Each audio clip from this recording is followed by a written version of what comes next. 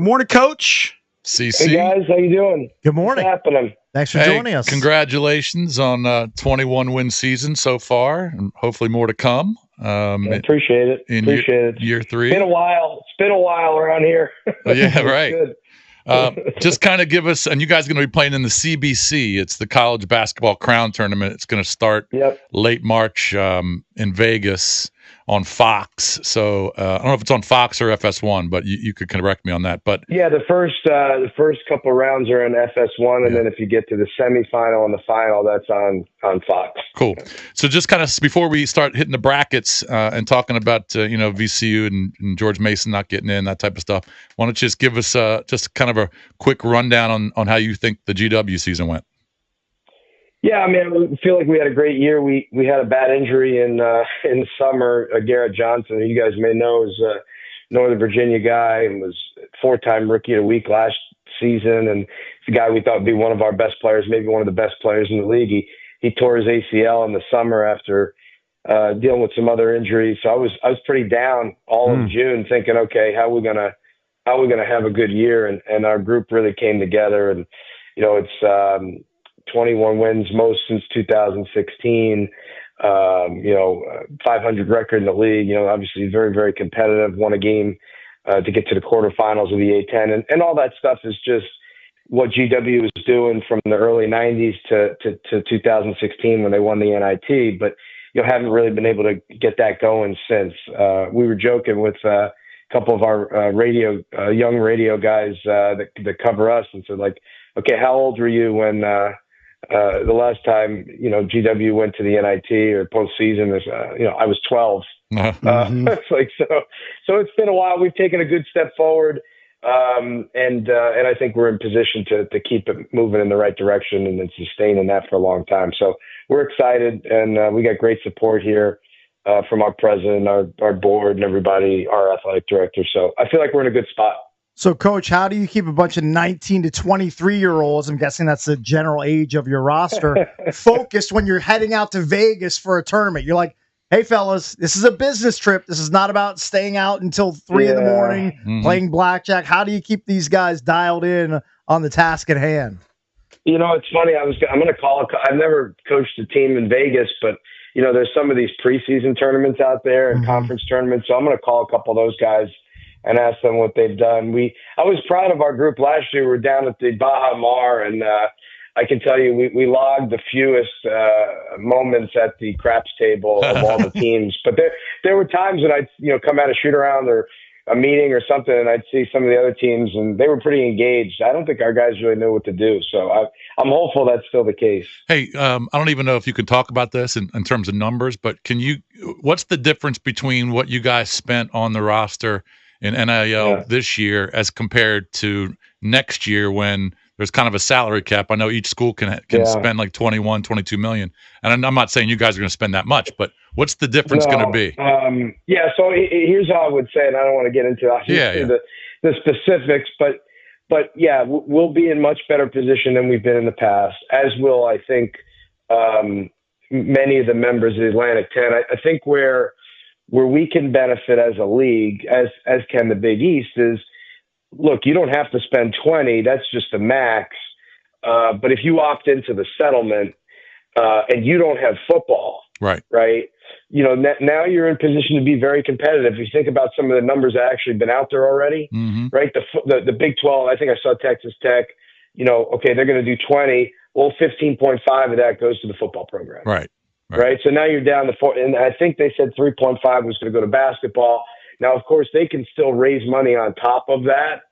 But I think the whole point, then that has to actually go through this third party Deloitte group that has to determine if that's a real NIL deal or not. If that's market value. So I think in football, there's probably more concerns with the whole Deloitte thing than in basketball. In basketball, the numbers you hear at the top end of what it will take to win the national championship, you're hearing these $7 and $8 million numbers. But I think teams that are, trying to be really competitive, I think VCU put out there, they're going to be in the 4 or 5 million range. I think the teams at the top of the Atlantic 10, that's what they'd probably shoot for. But the good news, I think even the bottom of the league has to come in at a certain number that I think will make them more competitive than they have in the past. And then if we're going up against a league like, let's say, the Mountain West, that's gotten a number of teams in the tournament, well, they have football. Right. And so while they're really good programs, I mean, we're going to go play Boise and Vegas. They're terrific. They're one of the first 4 teams out. But going forward, they're going to have to deal with the football issue. And I don't know exactly what that'll look like that for them, but they don't have big TV dollars as it relates to football either. Yes. So it could be a different time. And I do think the Big East and the Atlantic 10 could really benefit. That helps, man. It really does. Coach, how much of your time as a coach, we've heard other coaches talk about this, but how much time do you spend coaching versus everything else? Like if you had to give us a percentage. Yeah, I mean, look, during the season, you're coaching pretty hard. We've got a great staff that's doing a lot of stuff as well. But yeah, in the off season, it is, for 2 years, it's been fundraising, has been the number one, because we couldn't field a team that could win 21 games in the Atlantic 10 without, hundreds of thousands of dollars.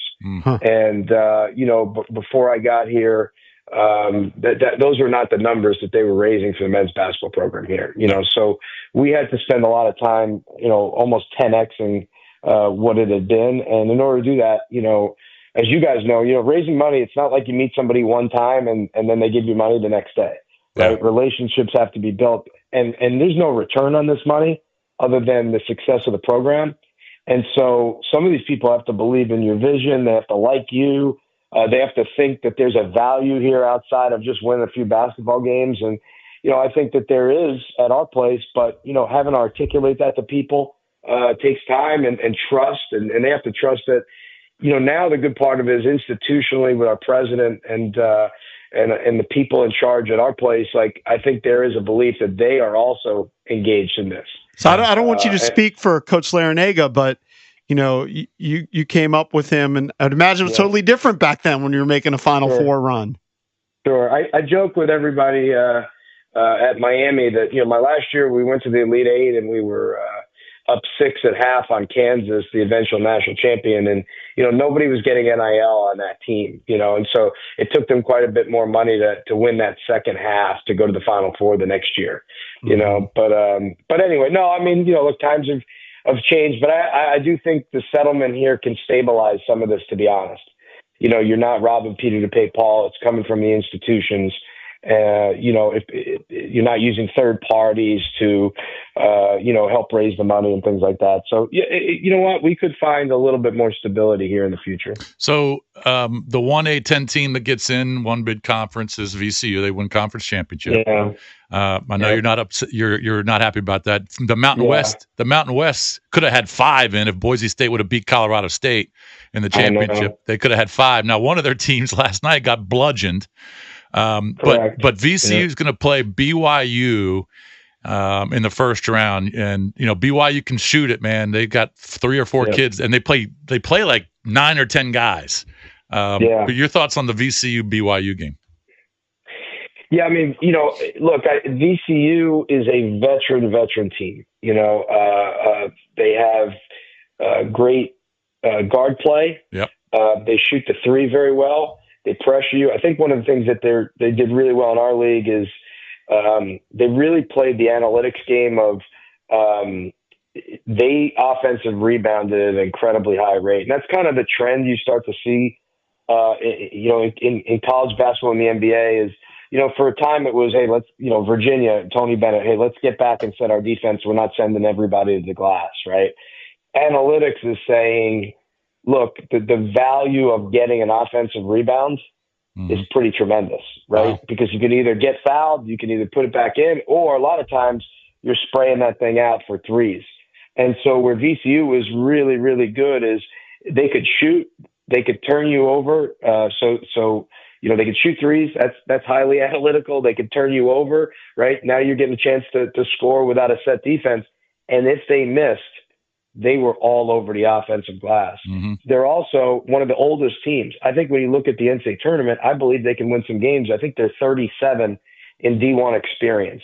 They've got guys. I mean, obviously everyone knows the kid Jack Clark. I think he's been in school 7 years since Nixon was president when he first started.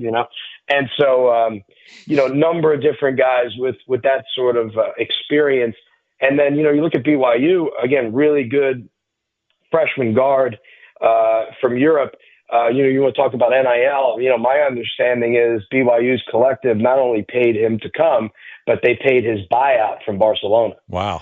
So when Barcelona's not going to let one of their best players leave without without you paying them, right? And then you still have to pay the player. Yeah. He is joined by a number of experienced guys because, as we know, BYU is going to have a certain amount of guys that went on missions as well. So I like both teams, but I'm going to go with VCU, who I think is really, really good. I think is really, really good. And in the old RPI, I said this yesterday on Twitter. George Mason's RPI is very similar right now to the RPI we had when we went to the Final Four in the round of 32. We're just not going by the RPI anymore. Right. I think they're a tournament team. Yeah. Talking to Coach Chris Caputo from GW, talking about the NCAA tournament. All right, Coach Caputo, which of the 1 seeds do you like the best? If you had to put it all on one of the 1 seeds, hypothetically, which one do you like the best? Can we check in with Duke's trainer to see how Cooper Flagg's doing? Let's assume Flagg's okay. Yeah. I mean, I'm going to cop out here and pick 2. I do think, and I know this sounds pretty, what do they call it?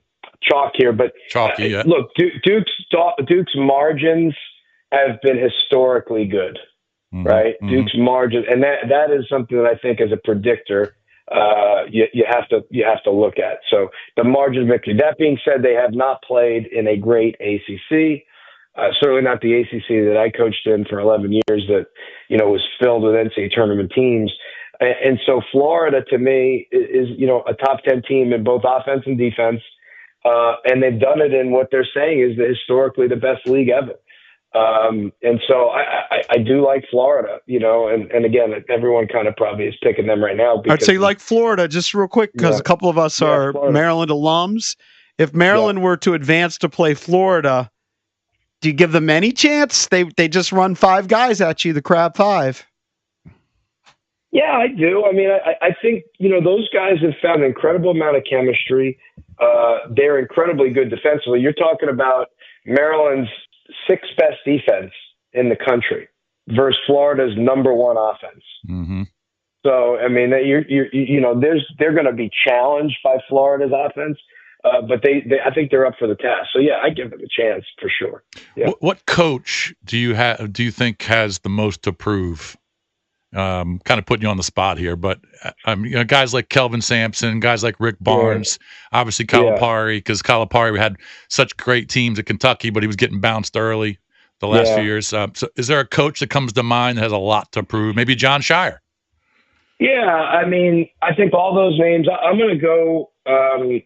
I'm going to go with Tom Izzo, though, and I'm going to tell you why. I think Tom Izzo is on this, long quest to win the national championship again since it's been a long time. Yeah. The year 2000, he's obviously had an incredible program, a number of Final Fours and all that. And, he was a young guy when they won the first one. Here he is at 70 years old, and I think everyone in coaching loves him because they know what a great guy he is, and then we also kind of like his cranky act, as well. But I just think, this guy looks like he is just torn apart that it's been this long since they've won another one.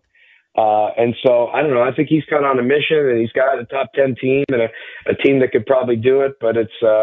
I know that's one I'm going to watch because I think he's on this quest that's 30 years in the making. Tell you what, that kid, Jason Richardson's kid, Jace Richardson, man, he's like a top 10 pick, right? He's a baller. Yeah. All right, before we let you go, you kind of gave us one already with VCU, but give me another double-digit seed that you like in the first round. Yeah, double-digit seeds. I mean, look, you got to think that Yale can win a game, right? Because they won one last year, right? The other one I would say, which is incredible, is UC San Diego. Man, their defense is so good. The season they've had is incredible. I mean, we played them here. It's funny, when I got the job, they had gone out there the year before, and then we had these guys returning. I didn't really know much about them. I'm like, holy Cal. Like, why do we play this game? This is a brutal home and home. Other than you get some sun in San Diego, these guys are really, really good. What was the result? What was the result of that game? No, they won. They beat us. They beat us. Yeah. Yep. They were good. Yep. So, yeah, I think those two, would be the two. Yale with their experience and their confidence of winning last year. And then they're both in the same region, San Diego, UC San Diego, just because I think, you look at their season, it's been quite, incredible. I think UC San Diego is number 2 in the country in defensive turnover ratio, and Michigan loves to turn the ball over, so that could be trouble. And Michigan's only a 2-point favorite. They're only a 2-point favorite in that game, so they've had a magical year, UC San Diego. Yeah. Hey, Coach, right, Congratulations on a great season. And thanks, guys. So how many days we'll watch you in the crown? Since you guys aren't playing for another 2 weeks, I know. How many days are you giving the guys off, or are you giving them off at all? Yeah, so we're taking this week off, but they're doing a little bit of conditioning. They're all getting skill work in because they do that all the time, and a little bit of lifting. And then we'll practice Monday and kind of map out a practice week, fly to Vegas on Saturday, and then we'll play at I guess it's 2:30 Vegas time on Monday against Boise on FS1. So, and if we win, we either get, I think, Butler or Utah. So, all right, be fun. I mean, it's great for you. Are you kidding? It's awesome, man. National TV, and you look at this tournament, and again, all respect to the NIT, but you look at the field of our tournament with Georgetown and Cincinnati and Boise and Butler and Villanova. I mean, this is a hell of a tournament. Yeah. All right, Coach. Good stuff. That's Coach Chris Caputo. All right, GW. Thanks, Coach. Appreciate it. Good stuff, man. All right, buddy. Yeah, thanks. Coming up next, we open up EB's entertainment page here on the Junkies.